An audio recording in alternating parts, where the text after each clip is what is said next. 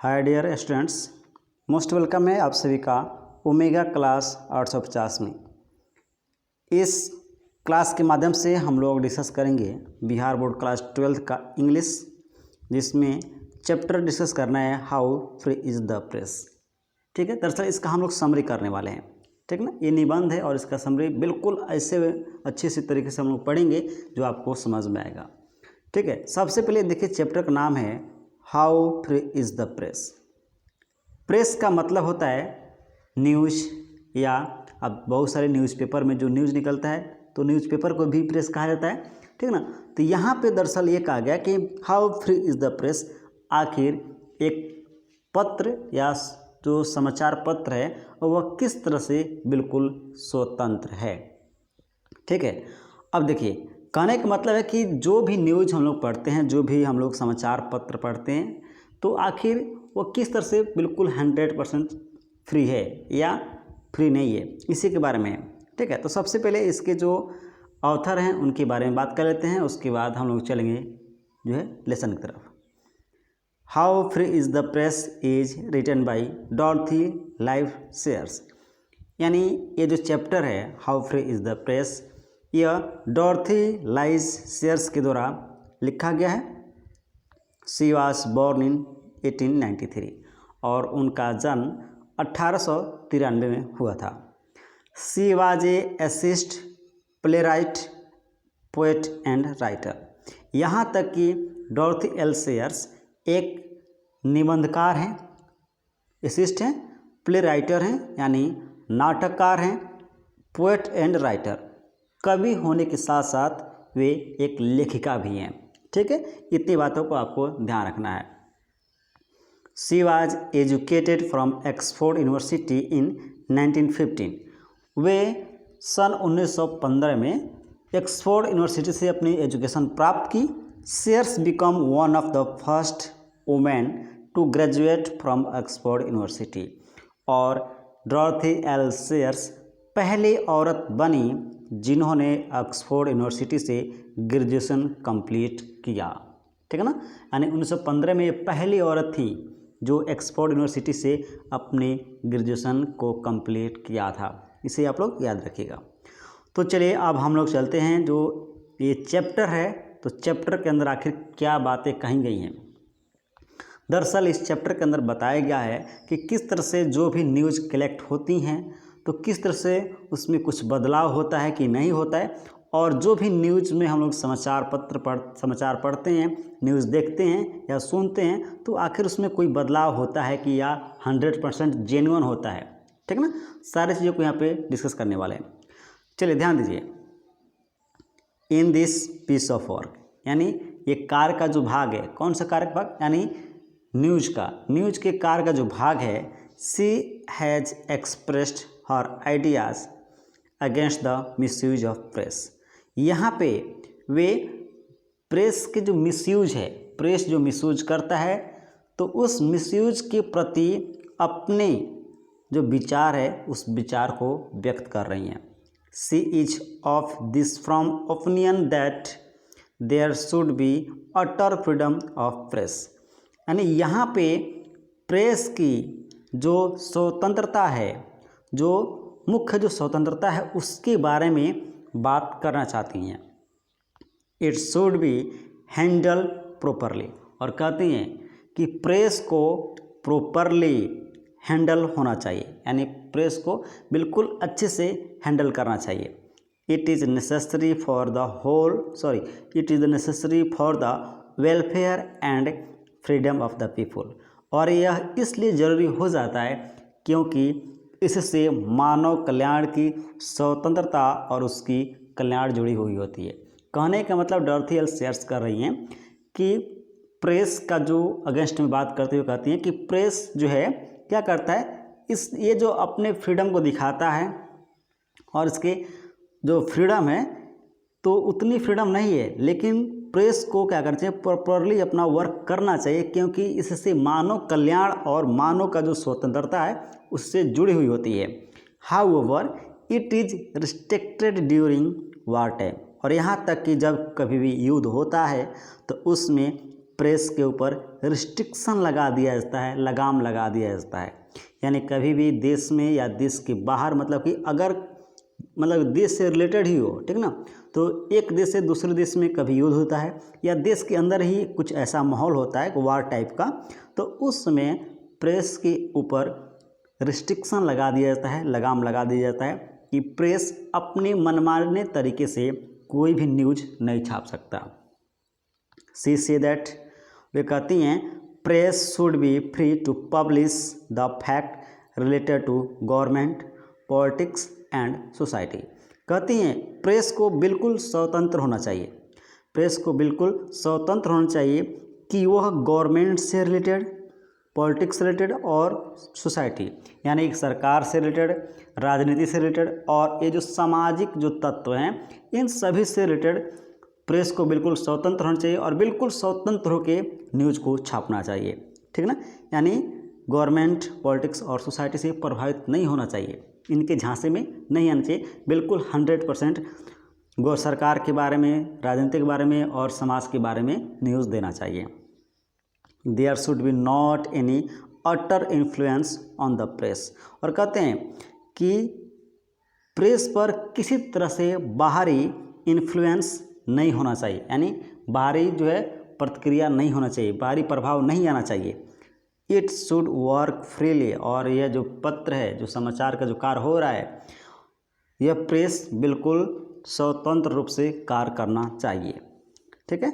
चलिए नेक्स्ट बात करते हैं फर्दर।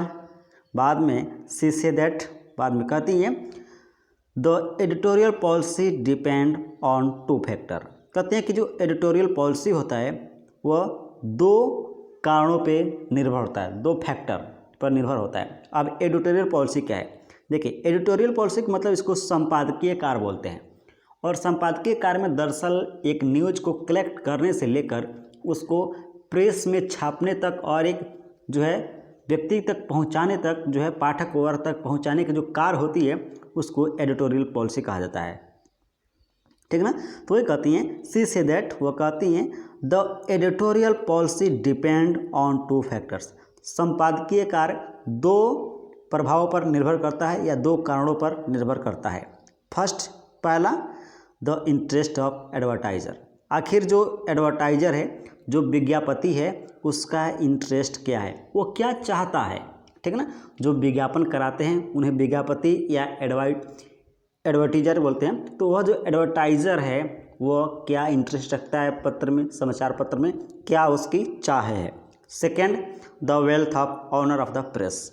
और दूसरा जो है wealth of honour of the press, यानी प्रेस का जो ऑनर है, जो मालिक है, उसकी वेल्थ कितनी है, उसकी संपत्ति कितनी है। यह 2 फैक्टर इसलिए इफेक्ट करते हैं किसी भी एडिटोरियल पॉलिसी के लिए, क्योंकि आप जानते हैं कि समाचार पत्र में बहुत सारे विज्ञापन निकलते हैं और इसलिए उसमें कुछ न कुछ प्रभाव आ जाता है। दूसरा, जो वेल्थ होता है प्रेस के ऑनर को, उससे भी प्रभाव पड़ता है। इसलिए जैसे मान लीजिए अगर उसके जो ऑनर है अगर वो वीक है, कमज़ोर है, वेल्थली यानी संपत्ति के रूप से अगर कमज़ोर है, तो कोई भी क्या करेगा, उससे जो है दबाने का प्रयास करेगा और अपने प्रभाव में कोई भी पॉलिटिशियन या कोई भी नेता, कोई भी व्यक्ति, बड़े आदमी क्या करेगा, अपने अनुसार जो समाचार में बदलाव लाना चाहेगा, ठीक ना। तो इसलिए कहते हैं कि वेल्थ ऑफ ऑनर और जो एडिटोरियल पॉलिसी है, जो एडवर्टाइजर के इंटरेस्ट, ये 2 चीज़ पे प्रभाव करता है, ठीक है। चलिए, no press right against the advertiser.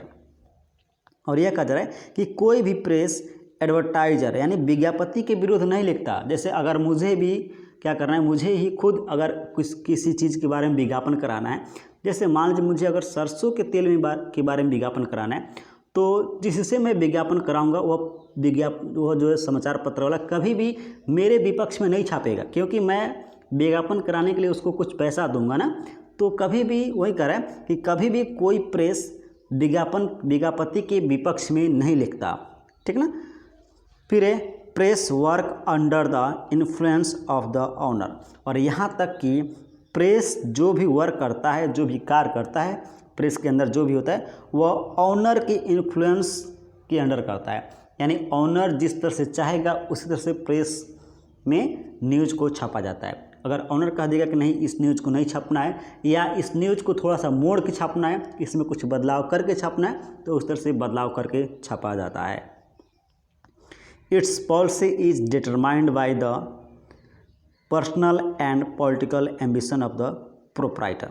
और कहते हैं इसकी जो पॉलिसी है यानी प्रेस की जो पॉलिसी है, जो नीतियां हैं, यह पर्सनल यानी व्यक्तिगत और पॉलिटिकल एम्बिशन यानी जो व्यक्तिगत और जो राजनीतिक जो लक्ष्य है उस लक्ष्य को प्राप्त करने के लिए प्रोप्राइटर के माध्यम से प्राप्त किया जाता है। कहने का मतलब कि जो भी पॉलिसी यानी प्रेस की जो पॉलिसी निर्धारित की जाती है वो व्यक्तिगत और राजनीतिक दोनों तरीके से ध्यान देकर किया जाता है कि आखिर जो हमारा उद्देश्य है वो पूरा हो रहा है कि नहीं हो रहा है, ठीक ना। फिर है The press assume that the people do not know how to distinguish truth from the falsehood।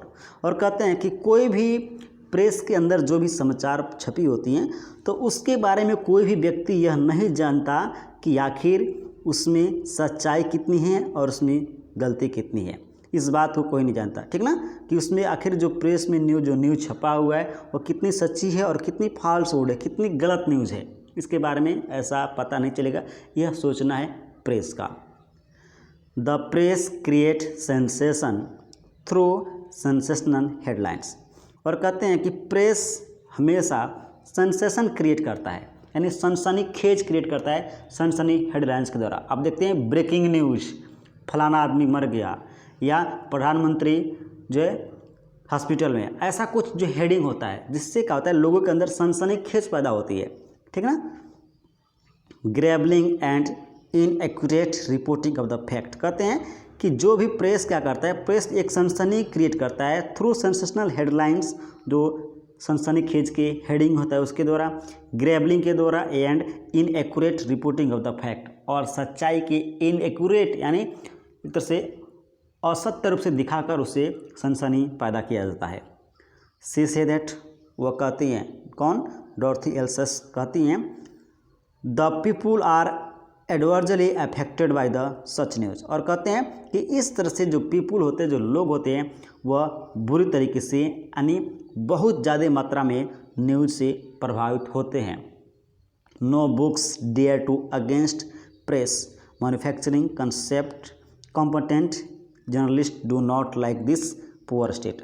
और कहते हैं कि जो भी कोई भी ऐसा बुक नहीं है जो ये जो प्रेस के अगेंस्ट लिखकर कुछ छापे, प्रेस के अगेंस्ट कुछ लिखे, क्योंकि किसी भी अगर बुक के अगर बारे में जिक्र करना है, उसे लोगों तक पहुंचाना है, तो उसके बारे में प्रेस में ही छापा जाता है।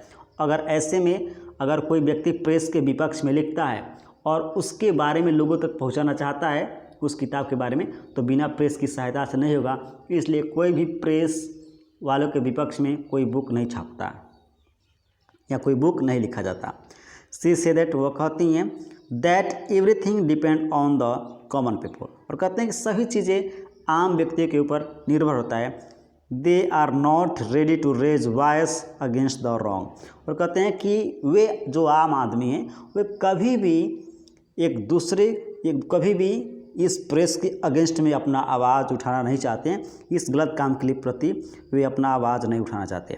अब कुछ चीज़ें मैं आपको याद दिला दूं कि देखिए यहाँ पे ये बताया गया है कि जो प्रेस जो है इसमें वार के टाइम रिस्ट्रिक्शन लगा दिया जाता है, यानी जब युद्ध की संभावना होती है या देश के अंदर कोई भी गृह युद्ध या किसी प्रकार का अगर उथल पुथल होता है तो प्रेस के ऊपर एक रिस्ट्रिक्शन लगा दिया जाता है कि प्रेस मनमाने तरीके से कोई भी न्यूज़ को नहीं छाप सकता, पहली बात। दूसरी बात कि प्रेस की जो एडिटोरियल पॉलिसी होती है वो दो चीज़ों पर इफेक्ट करती है। पहली चीज़ होता है कि एडवर्टाइज़र का इंटरेस्ट, यानी जो विज्ञापन करा रहा है उसकी इच्छा क्या है। दूसरा, वेल्थ ऑफ प्रोप्राइटर, जो प्रेस के जो मालिक है उसकी संपत्ति कितनी है, क्योंकि अगर संपत्ति ज़्यादा है तो किसी भी वो पॉलिटिशियन किसी भी व्यक्ति से नहीं डरेगा और जो सच्चाई है उसे सामने लाएगा। लेकिन वो अगर वहीं गरीब है, दब्बू है, तो किसी भी राजनीतिक पार्टी से डर कर प्रेस में जो न्यूज़ छापा जाता है उसमें बदलाव करके छाप देगा, ठीक ना। फिर जो है प्रेस को कहा जाता है वॉच डॉग, इसको क्या कहता है, इसको स्टेट का वॉच डॉग कहा जाता है कि जिस तरह से एक कुत्ता अपने मालिक की रखवाली करता है उसी तरह से प्रेस देश के बारे में रखवाली करता है, देश की रखवाली करता है, इसलिए उसे वॉच डॉग कहा जाता है। तो इस फैक्टर को आप लोग याद रखना है जिसे एग्ज़ाम में पूछता है। तो आई होप कि ये कंसेप्ट और ऐसे आपको समझ में आया होगा। कुछ बहुत जो है बड़ा चौड़ा तो नहीं है और ज़्यादा कुछ इसमें है भी नहीं, ठीक ना। तो मिलेंगे अगले क्लास में हम लोग ऑब्जेक्टिव के साथ। और अभी फ़िलहाल में 1-2 दिन अभी हिंदी क्लास बंद है, ठीक है। प्रयास करूँगा कि नेक्स्ट क्लास में हिंदी और इकोनॉमिक्स का भी क्लास चले। Thank you.